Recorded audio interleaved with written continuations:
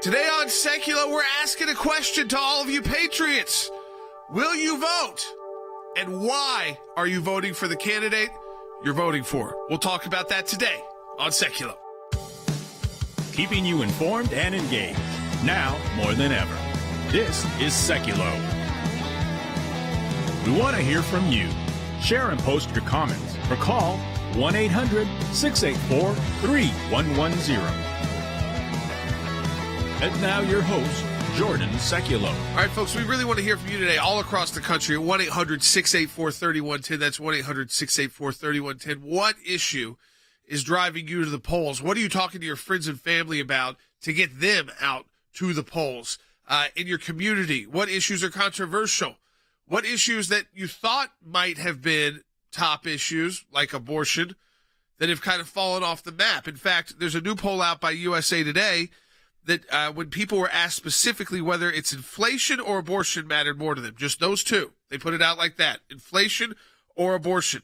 The survey showed they chose inflation by a double-digit margin, nearly 60-40. Now, that doesn't mean there's not a lot of people voting on abortion. That means that 40% of people are, but that's the minority vote right now. If you look at numbers previously, for instance, there's been a huge turnaround in the generic ballot. The generic ballot now favors Republicans by 4%. In July, when this same poll was taken, Democrats led that generic ballot by 4%. So you've seen an 8-point swing there. So, and this is, I think, what's most interesting as we start to get your phone calls in at 1-800-684-3110. And data. This one is most exciting to me if true. 16% of voters who were undecided, and that's most of the undecided voters that USA Today polled in July. That was a 16% number. That was it. They have now, almost all of them have made up their minds and moved to the GOP. Yeah, and that's a gigantic shift. So like 99.9. So I think you've got the effect that we have right now, I believe, is that we have a momentum shift that's taking place, I'd say, in the last 3 weeks. And listen, part of it is, and we're going to get into this, because the economy is really reeling and people are really hurting. So that's a factor. Sure. Number two, I think, and I think we have to be clear on this, is you look at what motivates the voting base. And while the abortion issue is going to be this great, gatherer of momentum for the groups on the left, I don't think it has. It probably has given them some impact, but I don't think anywhere near what they thought it would be. No, I think, again, they peaked too early on that issue in July. And, numbers don't lie when it comes to the economy. So it's tough for people, even who are pro-abortion, to say, I'm going to vote for these radical left candidates on this one issue when, as Marsha Blackburn was on yesterday, and just in the state of Tennessee, your cost of just normal life has gone up $7,300 a year. Yeah. That's just spending exactly what you bought the year before. So not an extra, not presents for Christmas, not a special trip, not a special vacation, because of gas prices, because of food prices. We are seeing all these numbers. Candy is up in the 13-14% during Halloween. And this inflation is affecting every part of life. And we're starting to get to that time of year where if people don't spend money like on presents, that really impacts retailers. Retail, 50% of their revenue is in 1 month. Let me ask you this, though, because it is becoming a reality. The early voting is huge. I did it today. Okay, so what is that? What do you think that normally is not good for Republicans, right?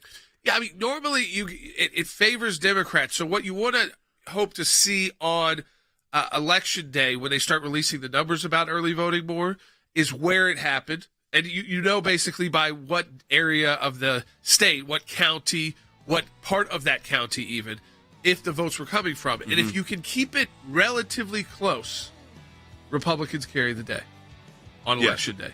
If you see these big 20, 25-point swings, then you've got to make those numbers up on Election Day.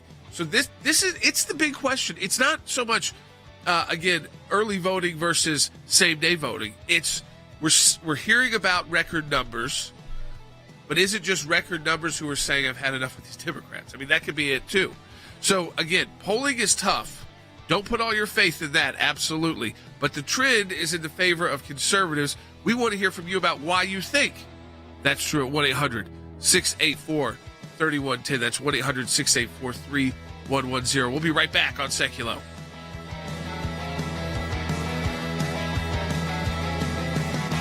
Senator Bernie Sanders even is hitting the campaign trail across the country to help get out the vote. With some 80% of the population saying economy is their most important voting issue, I think the Democrats are right. They have to start talking about this, and you're right suggesting, they probably should be doing this earlier. A new NBC News poll found the GOP has a 9-point advantage when it comes to voter enthusiasm. That poll shows 78% of registered Republican voters have a high interest in the upcoming midterm elections, compared to just 69% of Democratic voters. But one thing both sides do have in common, they're feeling the pain of higher prices. And the poll finds economic pessimism is at an all-time high. When voters were asked to name their two most important issues, jobs and the economy came up most often. The White House is gearing up to launch an all-out offense for Democrats with less than 2 weeks to go until the midterm election. President Biden and his cabinet will be out on the campaign trail starting tomorrow. Their closing argument will be a big one. Economy, economy, economy. But instead of tackling inflation and the high gas prices he created, he is focusing on this. Junk fees that are taking real money out of your pockets, real money out of the pockets of American families. Overdraft fees, excessive credit card late fees, processing fees for concert tickets, or like resort fees. GOP now has an advantage of 233 seats. That's according to our rankings that we're doing here at Fox. You only need 218 for a majority, so 233 would be way above what is needed for a majority.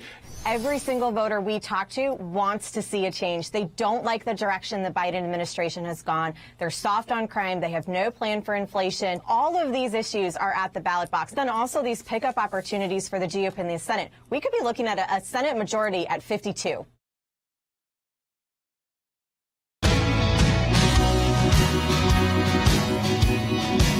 All right, welcome back to Sekulow. As we ask, what's motivating you to get out to vote? Yeah. And what is it an issue? Is it a candidate? Is it a cause? Is it just your civic duty? And what about your friends and family? What are you picking up on the ground? There's close races in every single state now. I mean, especially when you get down to the House level, when we're talking about Congress and who the balance of power in Washington, D.C. So let's go to the phones at 1-800-684-3110. We'll start with John in California on line 1. Hey, John. Hey, how you doing? Good.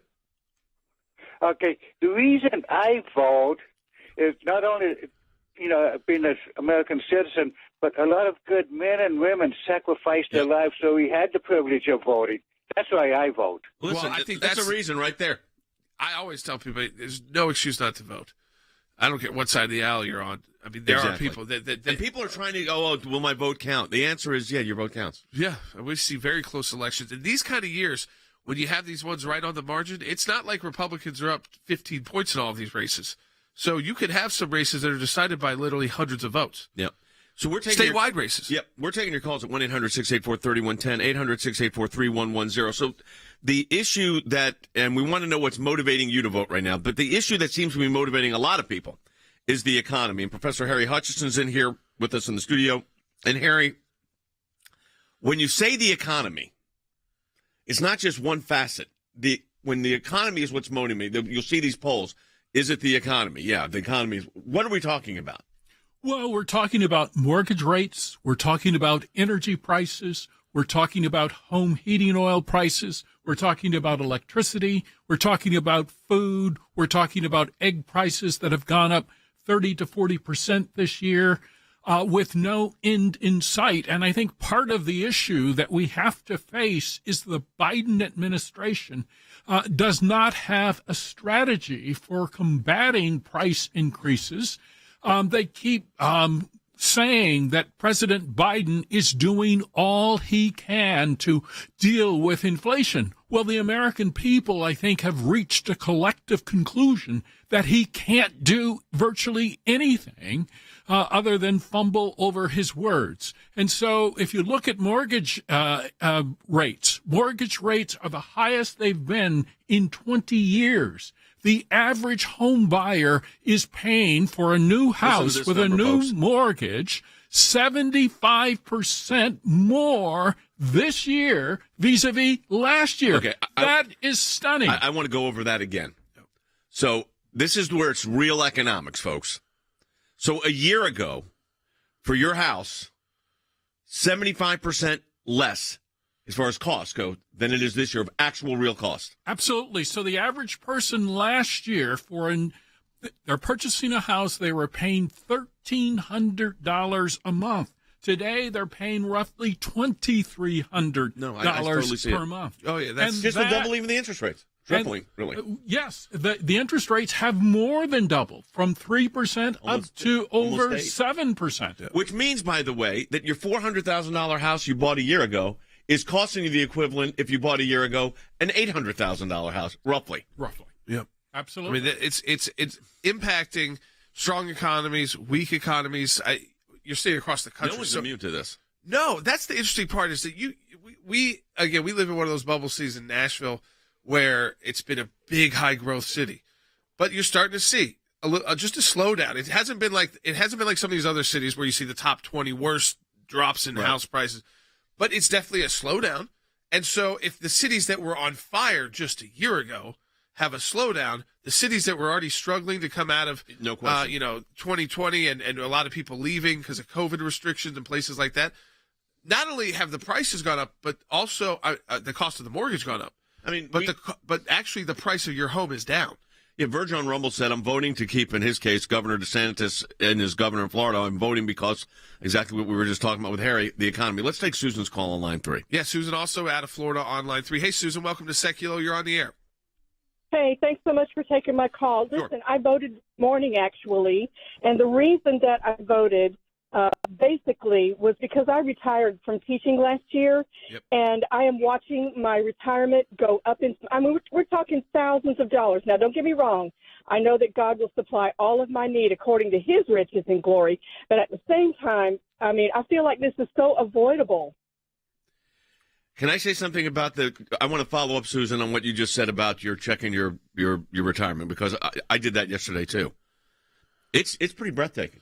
I mean, I don't get panicked over these things because you run in cycles in the equity markets. But Harry, I mean, when people are down, and there are companies that are down, their stock's down 40, 50, 60%. Yes, the average 401k in the United States is down about 30% year over year. I mean, and it is caused by the misfeasance and malfeasance of the Biden administration. And keep in mind, lots of these issues, they were foreseeable and they were avoidable. If you just focus for a second on energy prices, what did President Biden do on January the 20th, 2021?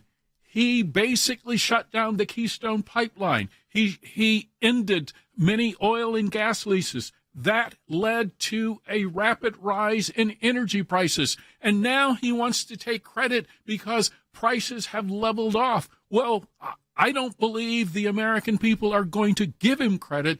And I think the Biden economic philosophy, basically, it's going to come home to roost in a couple of weeks. We're taking your calls at 1-800-684-3110, 800-684-3110. We got an interesting call coming out of on line 1 in Pennsylvania. We've got a line open at 800-684-3110. Let's take Kimberly's call. Yeah, hey, Kimberly, welcome to Sekulow. You're on the air. I was going to ask you this question about what it means in Pennsylvania. Go ahead. Hi, Kimberly. Okay, she's not there. We're going to come back to her in a moment. Yeah, let me go to Joe in Virginia on line 2. Hey, Joe. Hey, basically called to show I think our country's in awful bad shape. I'm a veteran and I still serve. West Virginia Army National Guard. Yep. The reason I'm voting, I vote straight Republican. Well, listen, I think there's a lot of people that is why some of these polls are complicated, right? Because most people you hear from are not, I'd say, outside of New York, where you could see a Lee Zeldin win and a Chuck Schumer, because shocking. New York voters have showed in the past that their willingness at the state level is tight. It's neck and neck. Yeah, at the state level, they have voted Republican and also elected Democrats to the Senate at the same time. That's just something we've seen out of New York. So it's very much it's very possible to see a Lee Zeldin win as governor and also Chuck Schumer win. Is there any closeness? Does the Schumer race got any? It's gotten closer, but it's still a double digit. Yeah. So it's interesting that. Go ahead. No, so what I was going to say is most states, you do. I mean, when voters show up in midterms, they vote party line. Yeah. And so it's weird that you've got these polls like out of Georgia that show Kemp with, plus 8, 9, 10 point 9, lead, and Herschel Walker and Warnock statistically tied with maybe Walker with a couple point lead. Georgia's not You been have that kind to of state wonder generally. on election. No, usually it's a party line kind of vote. Yeah. So I want to go back to the economy for a second, because you've got a situation, Harry, where, gas prices were way up, then they came down a little bit. They're still high, and now they're back up again. And when you underscore this, I think it's important for our listeners to understand when you say a year ago, the house cost is 75% less of real dollars we're talking about. Explain that, because, folks, this is the analysis you need to be hearing, because this is the reality of what happens when you have bad policies.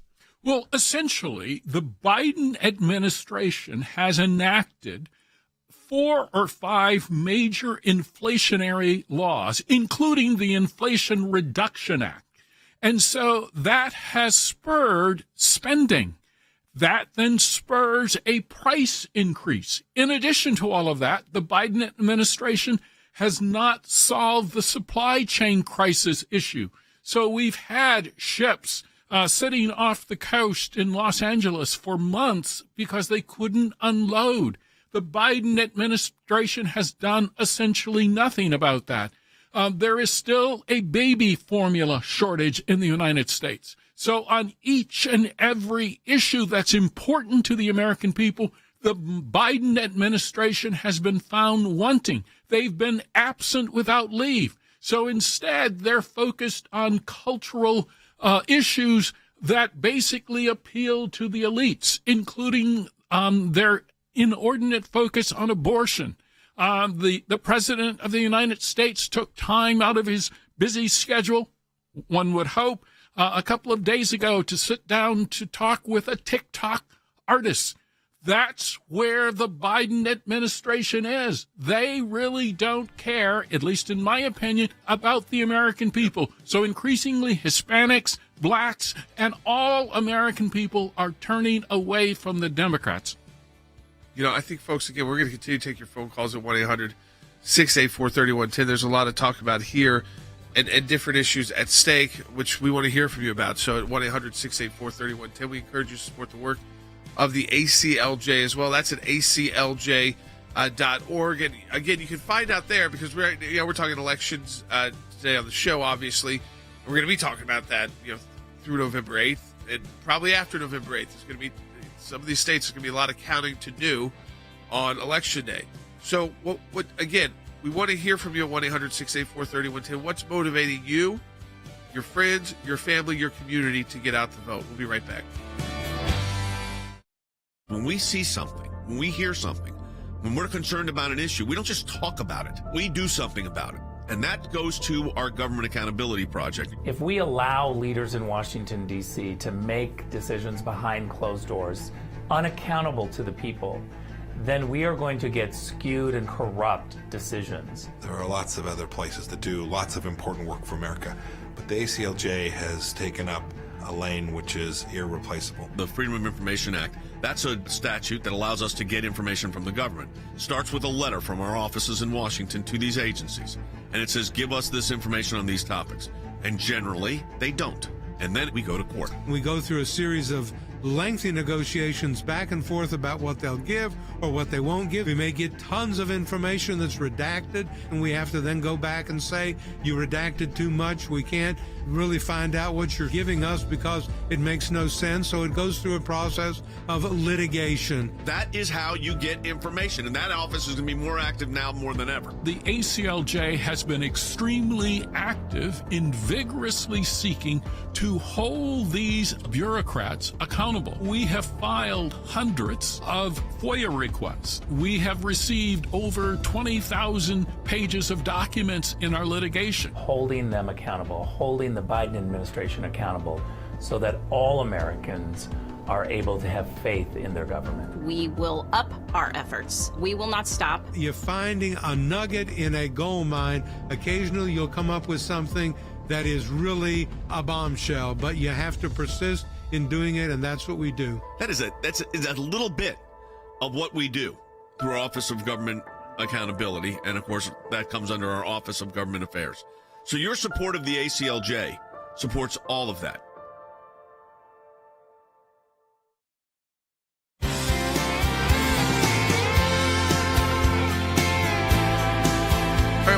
Sekulow. We wanted a lot of interaction, and we're getting that today on the broadcast at 1-800-684-3110. We've heard from people that have done what I did today. I voted early today in Tennessee, and we've heard from people that have already voted as well. I know some of you want to wait till Election Day. That's great, too. It's a timing issue, too. I mean, I think there's going to be massive turnout, and you're going to see, even on early voting, the closer that comes to coming to an end, the longer those lines will be. And then on Election Day, I'll tell you, just in the primary when I voted, it took almost an hour this time around. So you got to make sure plan, go and do it, get it done. Whether you're going to plan out an early vote, whether you're going to plan out same day voting on November 8th, and make sure you know where to go, because a lot of early voting you can kind of go wherever. Yeah.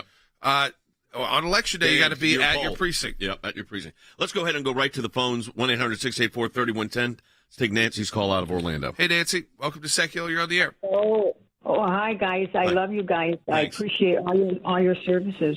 Thanks. I just voted in person today. I've always mailed in my ballot, but the last time I did, I got a card in the mail saying they didn't receive it. So from now on, I'm voting in person.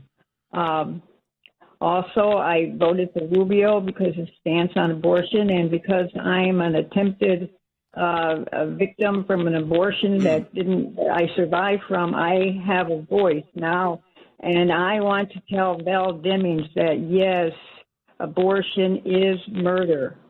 You know, it's very interesting. Nancy, first of all, I appreciate your call. It's very interesting that the left was convinced that the decision in Dobbs, this was the decision overturning Roe versus Wade, was going to be this groundswell of support for Democrats. And I think it's having an impact. CC Hiles with us here, but it's also motivating pro-life conservatives as well. So there's a dual action in this, I think. It's fair to say. I would absolutely hope. I think the Democrats, plan has somewhat backfired on them with the Democrats, because when they poll voters, they say that inflation beats abortion by a double-digit margin of, why people are voting. However, I would say that as many Democrats as the abortion issue motivates to get to the polls, it should motivate even more pro-life voters to the polls, because, yes, we did get a great Dobbs decision where the Supreme Court rightly said that abortion is not a protected constitutional right. But we need to get to the polls. We need to vote for pro-life candidates, and we need to make sure that if there is a pro-life measure on the ballot, or if there is an abortion measure on the ballot, that we get educated on those, because we know the ballot initiatives sometimes are worded very confusingly. Get educated and make sure that you turn out and you vote. Justice Alito was speaking at the Heritage Foundation the other day, and he said that the leak of the opinion that overturned Roe versus Wade, the Dobbs decision, and this is his words, he called it a grave betrayal of trust by somebody, and it was a shock. Then he said the threat to the justices was not theoretical because, quote, it gave people a rational reason to think they could prevent that from happening by killing one of us. He then noted that a man had been charged with the attempted assassination of Brett Kavanaugh. When asked about the criticism the court has strayed too far from public sentiment and risk being partisan, he said he has no problem with the public, the media, and the academy criticizing the court's reasonings, but he took issue with those who questioned the legitimacy of the court. And then he says, to say that the court is exhibiting a lack of integrity is something quite different. That goes to character, not to a disagreement with the result or reasoning. It goes to character. And folks, if you disagree with the Supreme Court opinion, and I have opinions that we disagree with, it doesn't delegitimize the court. But I'll tell you what does put the court at risk, and the institution of the court at risk. Leaking an opinion before it's been issued by the Supreme Court of the United States. And then the left becomes the left rallying cry. We don't hear a lot about that right now, Jordan. I don't know how it's going to play out politically. But that was an unbelievable breach, and it impacted one of our three branches of government directly. Yeah, no, I think, again, to just understand from the Supreme Court justice, the idea that it was a push to have them assassinated. And that people thought in their head that, if we kill one of these justices, somehow this will change the outcome of a case before the Supreme Court. And they're not getting, these protesters that were outside their house that were violating the law, because you cannot go protest to intimidate a judge to make a decision. None of them have been prosecuted, not one. But they're showing up at the FBI to your door. If you protest an abortion clinic, you got 20 FBI agents at your door. So again, it is not equal justice under law right now when it comes to the Department of Justice. And the fact of the matter is, Cece, we don't know, and we've been monitoring this, we do not know of one FBI or Department of Justice action against any of the vandalism that took place at these crisis pregnancy centers or pregnancy resource centers. Nobody has announced anything, but as Jordan said, we have all these people having, 25 agents show up at their house at 7 o'clock in the morning because they were blockading access to an abortion clinic. Right. So the DOJ, what we know, the DOJ has gone after 22 pro-life people that have protested in front of abortion clinics, 22 under the FACE Act. We do not know of one. One of which has contacted us. Yes, we do not know one that they have, the DOJ has gone after when they firebombed, burned down the crisis pregnancy centers, threatened, intimidated. Not one do we know of there. Tells you where the priorities are. Mary's calling from Maryland on line 1. Mary, go ahead. You're on the air. Thank you very much for taking my call. Yep. I appreciate so much what you're doing for this country. I think it would be gone if it weren't for you, tell you the truth. Thank you. But my question is, or my comment is, I guess, I wonder how they worded the question about what was more important, economics or abortion. Because if it was just a question like that, I would say abortion, even though I hate it, because I'm going to vote because I don't want babies aborted. Yeah, you raised a really good point in the polling. What does it say, Jordan? Yeah, I think that when that polling goes, probably abortion rights. Yeah. I would imagine it didn't just say abortion. These polls are not that simple, but they did try to do a simple question: is it economy or abortion? I would probably add rights. So they were looking for the pro-abortion voter out there. But I do think, again, there are a lot of people that came to the Republican Party a few decades ago only on this issue, and then they've kind of learned about the rest of the Republican Party views and platform. And I think the Republican Party's actually moved more towards where they were politically on other issues. But they're not single issue voters, but top issue still is what is your position especially as a federal elected official on abortion? And again, it's always been a driving issue for the right. The left is trying to use it this time as a driving issue. Yep. So that's what these polls are trying to see. But, when the economy is the way it is, again, what we are seeing is that even pro-abortion voters are coming over to the right. I think that's true. It's interesting also, in my view, that I think, as Cece said, I think this has backfired somewhat because the leak of the opinion, which was egregious, but it motivated others, too, that are pro-life. And so I don't think it was a net. You could assume that all of this goes to the Democrats' benefit, and you're seeing that in the polling data right now. But I want people to know, at the ACLJ, we are fighting for life every single day. Absolutely. And we're looking at a case right now that is one of these people that got arrested by DOJ recently. Right. Haven't decided yet, but we're looking at it. For a face violation, Yep. That's right. And abortion, again, is a number one, I think, or one of the top reasons that conservatives vote.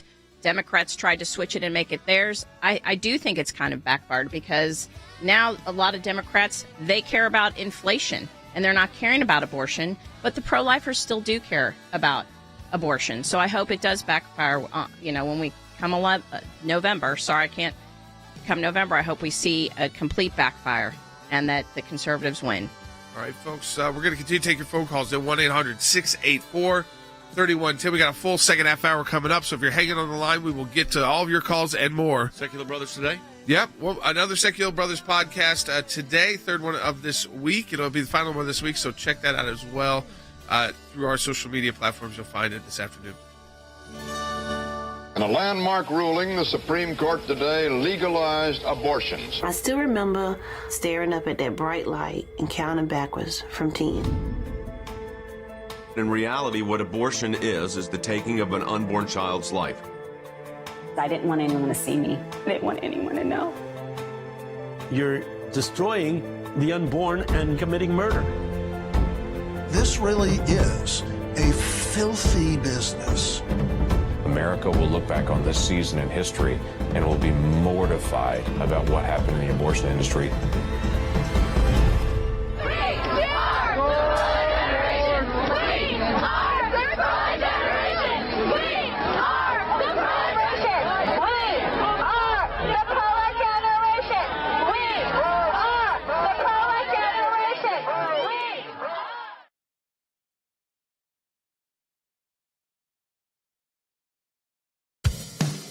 keeping you informed and engaged. Now more than ever. This is Sekulow. And now your host, Jordan Sekulow. All right, welcome back to Sekulow. We are taking your phone calls at 1-800-684-3110. Starting out with a poll out of USA Today, it showed an interesting shift just in the country, a generic ballot shift of about 8 points. So when the poll was taken in July, Democrats had on a generic Republican-Democrat ballot, who are you going to vote for, a 44 to 40% lead. There was about 16% undecided voters.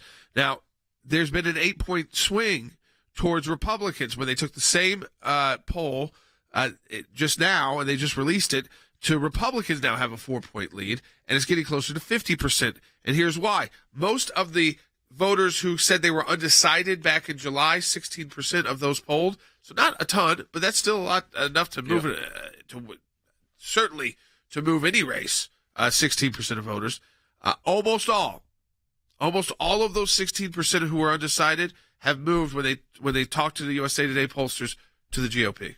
That is an extremely good sign. That means that the undecided voters who are not, they don't feel like they're loyal to one party or another, have moved to the Republicans. If they can keep it there for these final couple of weeks, that is why when they're showing the maps, it's the potential. But remember, every one of these races is 2-3 points. I was just going to ask you that, because you look at they're saying there's all this enthusiasm in Pennsylvania because Oz is now tied. In fact, why don't we could take Jennifer's call if we've got time. We do. Let's go ahead and take Jennifer's call in line 5. But it's the celebration is he's tied. Right. Not he's +5. He's tied. Exactly. And I think that, again, because he's made up so much ground, that means the momentum is favoring you, which by election day you could be up, and except half the people poll are going to be voting. So you got to really get everybody to vote. Absolutely, because half the people have already voted. A lot of people already voted way before they saw what Fetterman was going to be like on the debate stage. Yep. Let's go ahead and take her call. Hey, Jennifer, welcome to Sekulow. You're on the air. Hi, thanks, guys, for taking my call. I'll just give you a little perspective. Myself and all my family moved from California, natives, to Pennsylvania about a year ago. And if people don't want their states to turn into California and the country, they need to vote. And the thing is, it's like if you go back to when Biden got into office, he was almost dead in the water in the primaries until South Carolina. And then look what happened. Boom, he became president. And we still live in some of the greatest countries for voting rights, and we have to take advantage of it. Yeah, the one thing I want to make sure people don't do is get this notion that's been floating around. I'm not going to vote because it doesn't count. Now, Jennifer, you're in Pennsylvania, so you've got a couple of neck-and-neck races. How are you feeling? How does it look? You got a governor's race, you got a Senate race, Oz Fetterman, and then it's Mastriano against Shapiro. The governor's race seems to be a much bigger margin. What are you sensing on the ground? Definitely, I think Shapiro's going to win. I just think I don't think we did the best. My personal opinion, and for a purple state, that's not the right governor to nominate for Mastriano. But I do think Oz could definitely win. It just depends. In my feeling, is how much early voting occurred before the debate. Yeah, no, that's a very good point, and George. And a question like that, where you've got that's a split ticket. Explain that to what. Again, I think that we see it more in the Northeast than we'd see it in a lot of states. That's why I believe it more in Pennsylvania or New York, where it's a flip side. But like where Zeldin could win easily and maybe by a few points, but Zeldin could win and Schumer could win. And the same way that Oz could win and Shapiro could win in Pennsylvania. I think when you start getting into redder states, voters are much more in line with their party. And so that's why the Georgia numbers don't quite add up to me, where Herschel Walker is in the statistical dead heat and Kemp has got, an 8, 9, 10-point lead in most of the latest polling. So where does it fall? Well, we'll all know after Election Day. But this is why at this point, just assume every race is winnable. What's the flip side of that? You could lose every race. So take it seriously. Get out, make sure you vote, and then try and get, 10, 15, 20 more other people to vote. And try to find some new voters to vote our way as well. That's very important to add people to the conservative vote. We'll be right back on Sekulow.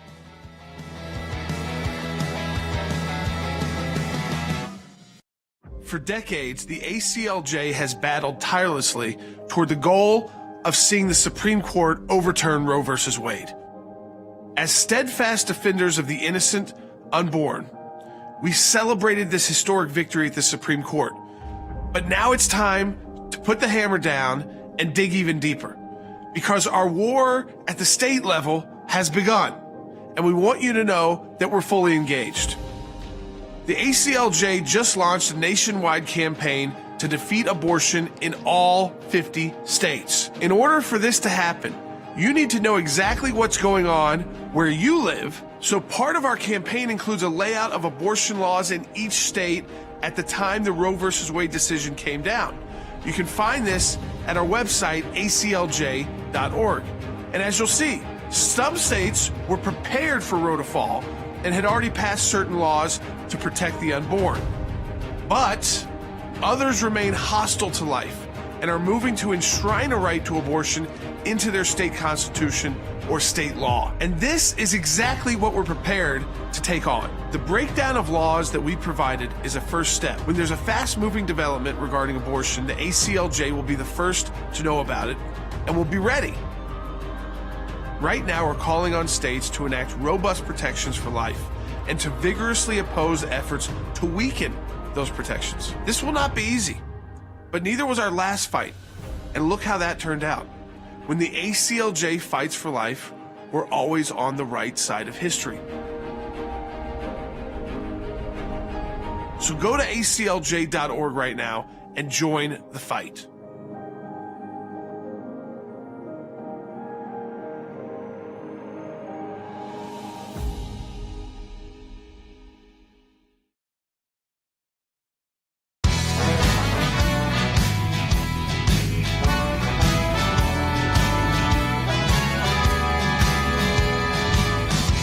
All right, welcome back to Sekulow. We're joined by our senior advisor for foreign policy and national security. He was also election expert. He's been traveling the country, but we're going to talk about some of the foreign policy issues. We're going to continue to take your calls, too, on what's motivating you to get out to vote. What are your friends and family talking about? We're seeing these polls where things are really starting to shift back towards the issues that you would imagine. Getting people out, the economy, inflation, just this idea of the economic uncertainty. They're going to try to use this third quarter report, by the way, to say, oh, look, we're out of a recession. But when you look at the numbers in the third quarter report, the truth is that you see weaker housing numbers, decelerating consumer spending, right, an economy that is slowing. So it still feels like whatever the numbers show, it still feels that way. But I want to go to something international that's affecting all of us, which is how much the gas prices cost. And Rick Grinnell, again, with your foreign policy experience, Rick, this idea, we now have the Secretary of State who's come out, Secretary Blinken. We are going to totally reevaluate our relationship with the Saudis at a time because of their move on cutting oil production, but we're picking a fight with the kingdom. Look, I've actually even seen some Senate Democrats talking about the fact that they should investigate Saudi Arabia for interfering in our election. And the way that they look at this is that they're literally saying because the Saudis didn't respond to Joe Biden's pressure to manipulate the oil price through the election, because they didn't help him manipulate the election, that they decided to interfere in our election. But I mean, it's totally messed up. But the media are trumpeting this. Look, no one should be surprised that the Biden administration is finding themselves at odds with Saudi Arabia. They, from day one, when they came in, they picked a fight. They rehashed the Khashoggi incident. They manipulated intelligence to repackage it and pretend like something was new. They did that clearly because what they were trying to do is send a message to Iran that they could meet them at the table and show Iran that their nemesis, their opponent, Saudi Arabia, was also going to be under pressure from the United States. This was a disaster from the beginning, and now we're seeing it unfold. Rick, but doesn't the fact that we've got this, awkward, I would call it, I guess is being kind, relationship with Saudi Arabia, when we had a great relationship with Saudi Arabia, we've got military assets in Saudi Arabia. The relationship between Israel and Saudi Arabia has never been stronger. To pick a fight with the Saudis right now because they won't give you the oil price you want, they got to protect their own economy too, seems to be counterintuitive, except this whole administration seems to be counterintuitive.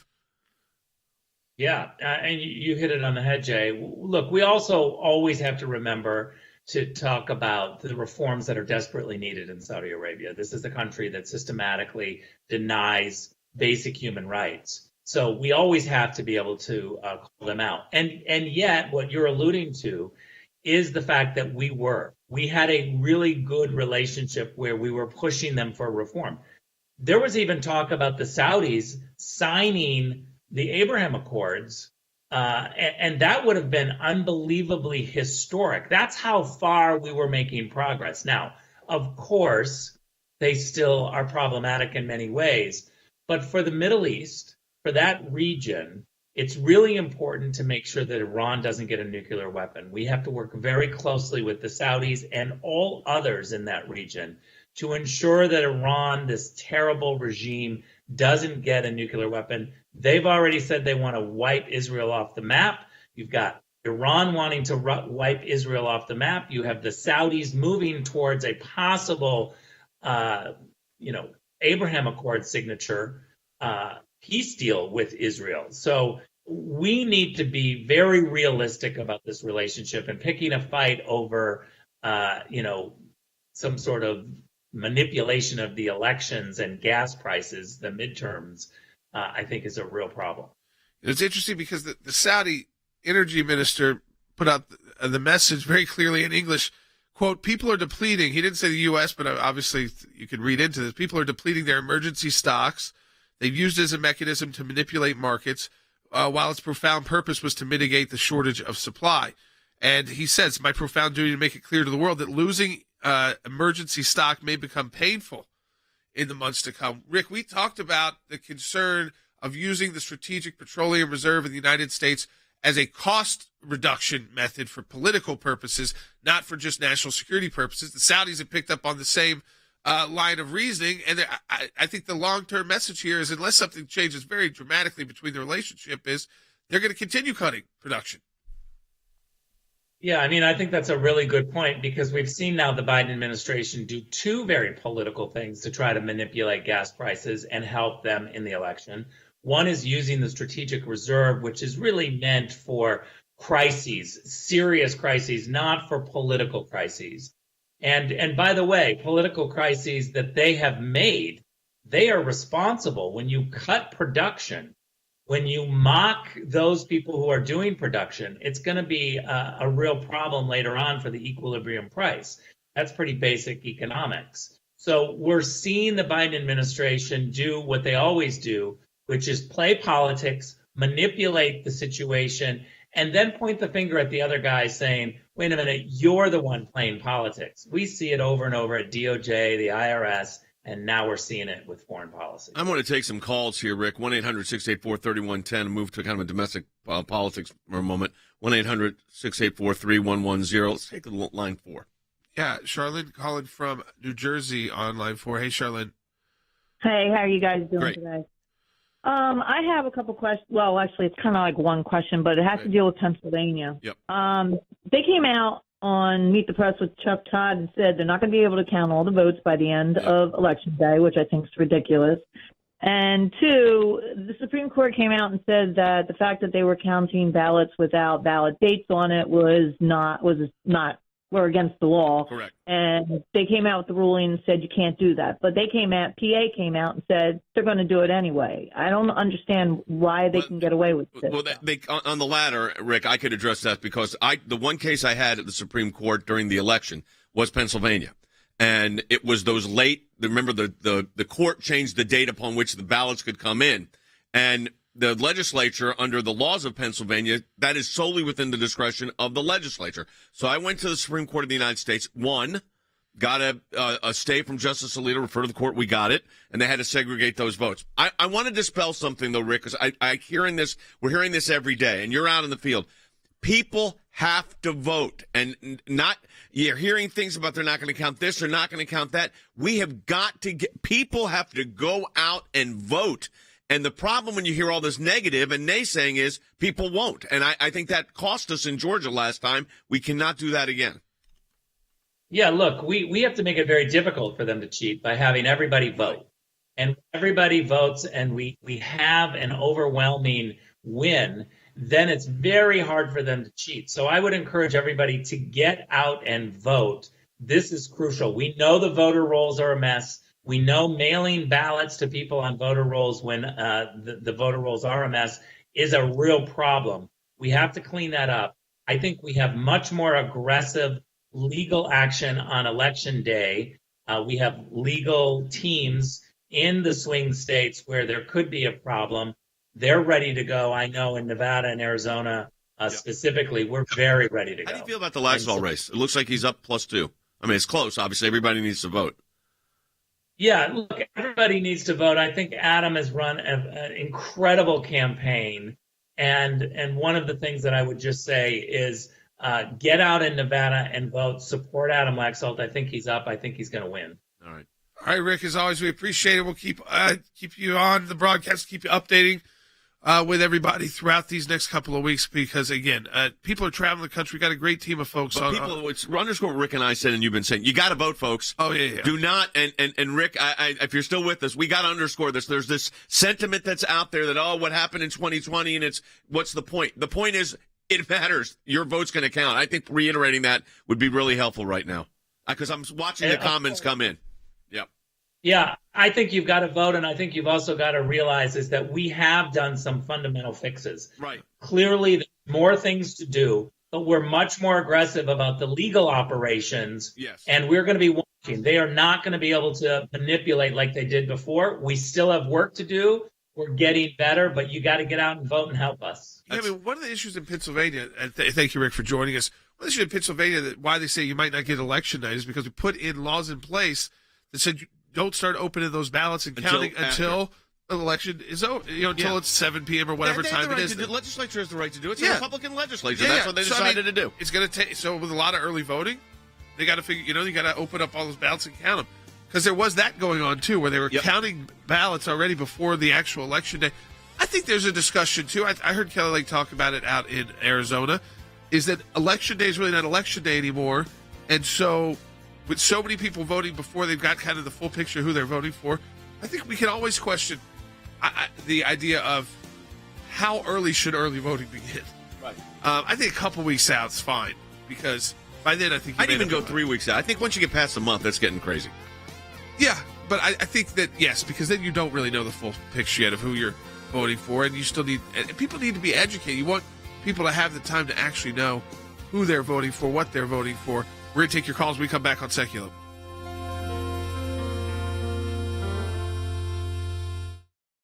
Well, the government's fiscal year 2022 just concluded with record illegal immigration numbers, and the crisis on our southern border is front and center as a major midterm election issue. A record 2.76 million migrants crossed the border during the 2022 fiscal year, shattering the previous annual record by more than 1 million. We've been dealing with this situation. It really started to rise in numbers here in El Paso back in May, and then we hit a really huge spike in August and October. We can spend all the defense on the 1 yard line called the U.S.-Mexico border, but if we don't go to their 20-yard line, work with Guatemala, work with Mexico, and get them engaged so they can stop those folks from coming in, then they're just going to be at our doorsteps, and we got to make sure that we understand the importance of securing our border. The Biden administration has literally done this. They have literally removed any type of law or normalcy on the border. They have tied the hands of our law enforcement officials. We have people pouring across the border, 98 of which were on the FBI terror watch list. The whole dysfunctionality of the border is leading to these massive health issues that are going underreported. Close to 1,000 deaths. The Sinaloa cartel, the Jalisco cartel, using people, pushing them across the border. There are deaths of overdoses, but the number one cause of death is trauma. As you said, drownings, people that are colliding, accidents. The hospitals down in the southern border are overwhelmed. We have to have a task force that directly targets the cartels. These cartels are a national security threat, and they're being ignored. Nobody knows who the leaders of these cartels are. I mean, our intelligence community does, of course. but it's not on our news. It's not plastered over Americans' TV screens the way it should be. These people are putting fentanyl into our system, killing almost 80,000 Americans a year. When you have migrants who are dying in rivers and you don't have a president with enough compassion to look in a camera and say, do not come, you are risking your life. I want to thank folks for holding on so we can get to your phone calls because, again, I think it's across the country. We're seeing races that we're not tracking, a month ago, even that are now being tracked very closely. And we want to hear from you. I mean, I think wherever you are, there's a race that's probably close, if not a statewide race, a local race, a House race, or even a more local race than that. So let me go in order of people that have been holding on. Let me start with Ken in New Hampshire on line 3. Hey, Ken. Hey, how you doing? Great. Thank you for taking the call. Sure. I love your show, and I love Logan and Jordan's show, too. Oh, great. So we were told early in the summer that our rates were going to be doubled electricity-wise, and they went up. My rate was over $560 for a month in July. They've been coming down a bit, but that's a huge issue up here, right, as you can probably imagine, because we're entering winter. Sure. It's going to be cold. And, we have a Senate race, we have a House race. So I think it's the economy and energy up here. And I think that's really a big deal. We have just one more second, if you don't mind. Sure. So my family is split 3 ways. I'm very conservative. My parents are very conservative. My sister is quite left-leaning, and my brother doesn't care, right? And we all live in New Hampshire, and it's just a strange place up here when it comes to politics. Well, you do have it. You've been up there. I've been up there. Jordan, go ahead. Yeah, it's unique. You play important roles in the primary process, presidential role. It's a state where voters are expected to there's only a couple states like this. Say Iowa and New Hampshire, where if voters expect the candidate to be at their house for president of the United States. So certainly a Senate candidate should be knocking on my door and should be spending time in my home. That is not normal for most of us in the country. We're not used to you may go to a fundraiser or something like that or a rally, but you're not necessarily in a group of 5 people with a candidate. So, yes, New Hampshire is unique. Again, we're watching that Senate race very closely. What do you think can happen there? It's tough to predict New Hampshire. I think Maggie Hassan is in some trouble, but it'll be turnout based. They're all within 5-6 points, so and very close. Turnout is going to be key. All right, we're taking your calls at 1-800-684-3110. Ken mentioned Logan and Jordan's show. That is the Sekulow Brothers podcast, which is doing just great, and it's a fun podcast. It's insightful. You're going to learn a lot. You're also going to have a good time listening to it. SekulowBrothers.com, and it's anywhere you get your podcasts, you can download it. Yeah, that's right. So it's on Facebook, Apple Rumble, Podcast, and YouTube. Spotify, and we encourage you to check those out. But, we also broadcast it on video, so you can actually see us as part of the broadcast, and that's through Facebook, Rumble, and YouTube. Right. All right, let's go take another call. Yep, we're still going in order, so we'll go to Deanna in Oregon on line 2 next. Hey, Deanna. Hi. Thank you for taking my call. Sure. I'm a first-time caller. Oh, great. My first comment is I feel that we've had a lot of people fight for our freedoms, and they're still fighting for our freedoms. And government is trying to take them all away. They're trying to tell us how to raise our kids and what we need to do in schools. My biggest reason for voting, yes, for the political parties that is running. We have 3 people that are running for governor, and it's going to be very close, and it's a split thing, and I don't like it. But the biggest reason is we've got a ballot measure, and I don't know if I can say what ballot measure number it is. But it's about gun control, and it will strip us of all of our freedoms, hunting, fishing, you name it. Yeah, it's a wild one. It requires... But it got enough signatures to get on. Yeah, it requires you, before you purchase a firearm, to go through training, which is usually like a concealed carry. Some states have that for concealed carry, though constitutional carry has become... The Republican popular. is up in the Oregon governor race. Drazen is up. But the police unions have said, listen, we don't have enough police to train people to do this. So your Second Amendment rights will be violated. That's an interesting ballot measure because I think that's one that if it does pass in Oregon, and that becomes, I think that's very challengeable in federal court because I think violation of the Second Amendment. Yes.